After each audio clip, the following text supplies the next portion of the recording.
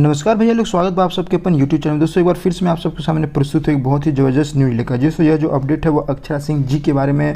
उनका अभी कुछ देर पहले एक सॉन्ग रिलीज हुआ दोस्तों, एक वीडियो सॉन्ग रिलीज हुआ, बहुत ही ज़बरदस्त सॉन्ग है दोस्तों। अगर सॉन्ग की बात करें तो सॉन्ग का नाम है मेरे भोले सजन निकाल पैसा। जी सो मेरे भोले सजन निकाल पैसा, यह एक कांवर गीत है दोस्तों, बोलबम सॉन्ग है, बहुत ही बढ़िया सॉन्ग है। आप लोग वीडियो देखे होंगे दोस्तों, अगर नहीं देखें तो जल्दी से जाकर वीडियो को देखें दोस्तों, बहुत ही बढ़िया वीडियो सॉन्ग है।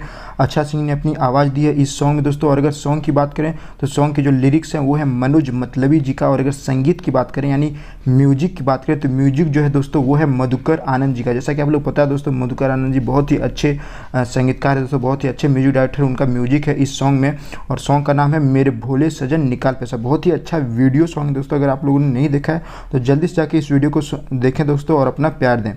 ओके दोस्तों, आज के लिए बस इतना ही। आई होप वीडियो आप लोगों को बहुत ही अच्छा लगा होगा दोस्तों।